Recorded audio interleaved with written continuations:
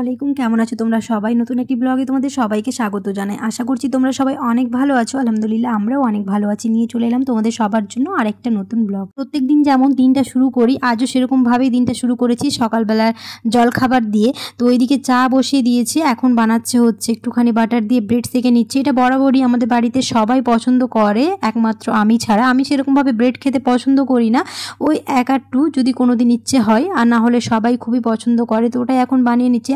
সকালে জলখাবার হয়ে যাবে, মানে পেটটা একটুখানি ভরেই থাকে। একটুখানি এই ব্রেড খেয়ে নিলে চায়ের সাথে, সকালবেলা যদি চায়ের সাথে এরকম ব্রেড খেয়ে নেয় তাহলে আলাদাভাবে আর কোনো জলখাবারের ব্যবস্থা করতে হয় না, ওটাতেই হয়ে যায়, কারণ পেটটাও ভরে থাকে একটুখানি ব্রেড খেয়ে নিলে। সকালের জলখাবার খেয়ে একটুখানি যে কাজ থাকে সেগুলো করবে। আর আজ আম্মু বানাবে হচ্ছে বিরিয়ানি, কারণ মুস্কানের পক্স হয়েছিল, তো কয়েকদিন ধরে তো সেরকমভাবে আমিষ কিছু খায়নি, নিরামিষই খাচ্ছিল। তো আজ একটুখানি বিরিয়ানি বানাবে, যেহেতু ওর 7 দিন হয়ে গেল, আর 7 দিনে নাকি 7 রকম জিনিস খাওয়াতে হয়। তার জন্য একটুখানি বিরিয়ানি বানাবে, আর তারপর 7 রকম মিষ্টি আর অনেক কিছু আয়োজন করা হয়েছে, তোমাদের দেখাবো একটু পরে। ছিলাম খুব একটা ছোট, আবার খুব বড়ও ছিলাম না। আমার একটু একটু মনে আছে যখন আমার পক্স হয়েছিল, তো এরকমই 7 দিনের বেলায়, তখন আমার দাদু ছিল, দাদুই 7 রকমের জিনিস এনে খাইয়েছিল। তো এটা ছোটবেলা থেকে দেখে আসছি। আর এটা কি নিয়ম আছে না আদৌ এটা এমনি করে আমার জানা নেই, তোমাদের যদি কারো জানা থাকে তাহলে অবশ্যই আমাকে কমেন্টে জানিও। যাই হোক, যেহেতু আমাদেরও করেছে তার জন্য ওরও করে নিচ্ছে। তবে এটা সত্যি আমার জানা নেই কেন এটা করতে হয় বা কেন করে, যেহেতু ছোটোবেলা থেকে করে এসছে তার জন্য করে নিল। তো আমি বেডগুলো ক্লিন করে নিলাম, আর এখানে কয়েকটা কাপড় গুছাতে ছিল, তো ভাবলাম এগুলো গুছিয়ে নিই, কারণ আম্মু তো রান্না করতে চলে গিয়েছে। এখানে এটা কারা কারা জানো আমি জানি না, তবে আমি এটা বরাবরই করে থাকি। যেরকম স্টোনের বা কোনো মিরর ওয়ার্ক যদি করা থাকে কোনো কাপড়ে, তো আমি এটাকে সবসময় উল্টো করে গুছিয়ে রাখি, কারণ না কোনো একটা কাপড় এরকম লেগে যায় এরকম স্টোনের কাজ করা থাকলে, তো ওই কাপড়টাও মানে যে কাপড়ে লাগবে সেটা তো নষ্ট হবেই। তার জন্য সবসময় চেষ্টা করি যে এই স্টোন বা মিরর যদি কোনো কাজ করা থাকে, যে কোনো শাড়ি বলো বা সালোয়ার কামিজ যাই বলো, তো আমি এরকম উল্টো করে রাখি, তাহলে আর কি নষ্ট হবে না। তবে এটা আমিও জানতাম না, জানলেও সেরকমভাবে কোনোদিন অ্যাপ্লাইও করতাম না, কিন্তু আমি ইউটিউবে একজনের ভিডিও দেখার পরে এটা জানতে পেরেছি। তারপর থেকে আমি এরকমই করি, যে কোনো স্টোনের কাজ করা জিনিস আমি সবসময় উল্টো করেই রাখি।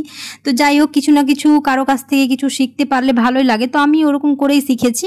কিন্তু হতে পারে এটা সবাই জানো, আমি জানতাম না। তো যাই হোক, এখন শিখে গেছি, তো ওটা ফলো করে থাকি। যারা জানো না তাদের জন্য কি একটা হেল্প হয়ে যায়। তো অনেকেই বলতেই পারে যে কেন উল্টো করে রাখবো, সেটা নিজের ব্যাপার। আমার পার্সোনালি ভালো লেগেছিল, তার জন্য আমি ওই টেকনিকটা ফলো করে থাকি। আর সবাই যে এই টেকনিকটা ফলো করতে হবে সেরকম কোনো মানে নেই, আমার ভালো লাগলো তাই তোমাদের সাথে শেয়ার করেছি। অনেকের হয়তো কাজে লাগতেই পারে, যেমন আমি কারো কাছ থেকে শিখেছি, তো আমার যেমন কাজে লেগেছে, তো আমার মতো অনেকেরই হয়তো কাজে লাগতে পারে।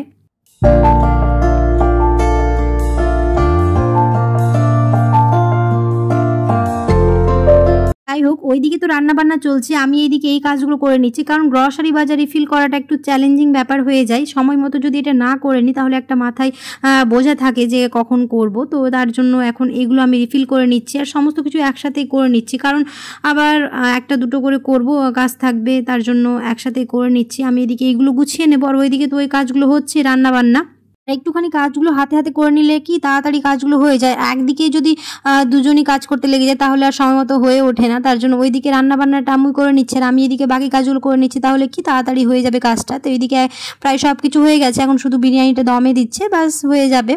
এখন কি বলো তো, বিরিয়ানি বানাতে বানাতে না এমন একটা অভ্যাস হয়ে গেছে যে সেরকমভাবে আর দেরি হয় না। আমার খুবই সহজ লাগে নাকি বিরিয়ানি বানাতে। এখানে মুস্কানের জন্য থালাটা সাজিয়ে নিচ্ছি, তো এখানে প্রায় 7-8 রকমের মিষ্টি আছে হচ্ছে একটুখানি চেরি ফল, শসা, তরমুজ।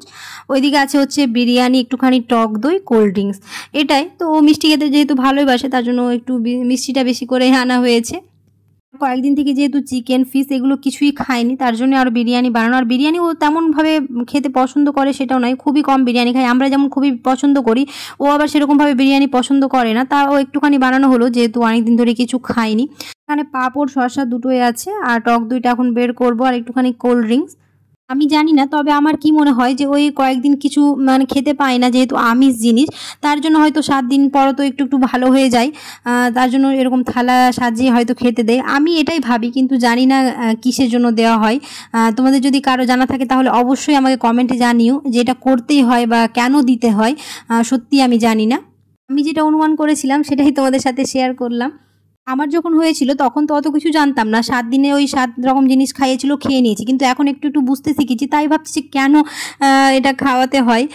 তাই আমি অনেক আমার জানার ইচ্ছে। তো বাড়িতেও সেরকমভাবে আর কিছু বলেনি, হয় ওরাও মানে 7 দিনে এরকম খাইয়েছে, ওটাই ফলো করে চলে আসছে, কিন্তু কেন খাওয়াতে হয় কেউ সেটা জানে না। যাই হোক, ওদিকে খাচ্ছে আর আমরা এখন বসে পড়েছি। তো অনেকের মনে হতে পারে যেরকম মেঝেতে খাচ্ছি, তো আমরা সবাই মিলে একসাথে এরকম বসে খাই। এটাকে তোমরা পারলে একটুখানি ইগনোর করে নিও। খাওয়া দাওয়ার পরে একটুখানি এখানে বানাচ্ছি হচ্ছে লস্যি, একটুখানি টক দই বানিয়েছিল আম্মু, তো ওটা দিয়ে এখন বানিয়ে নিচ্ছি লস্যি। যেহেতু সব কিছু তো খাওয়া হলো, তো একটুখানি লস্যি বানিয়ে খাইয়ে দিচ্ছি ওকে। অনেক দিন ধরে তো বেশ ঠান্ডা জিনিসও সেরকমভাবে খেতে পাইনি। গরম যেদিন থেকে পড়েছে না, একটুখানি অভ্যাস হয়ে গেছে এরকম ঠান্ডা ঠান্ডা জিনিস খেতে। আমের শরবত বলো, লস্যি বলো, এগুলো মনে হচ্ছে প্রায় খাওয়া হচ্ছে।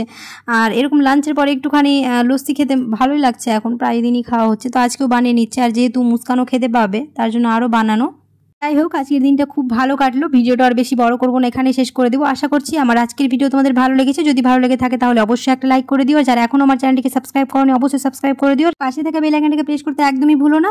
আর অবশ্যই কমেন্টে জানিও কেমন লাগলো আমার ভিডিওটি। আর যারা আমার চ্যানেলটিকে সাবস্ক্রাইব করে গেছো তাদেরকে অসংখ্য ধন্যবাদ। দেখা হবে পরে এক নতুন ব্লগে। সবাই খুব ভালো থাকবে, সুস্থ থাকবে, সাবধানে থাকবে। আল্লাহ হাফেজ।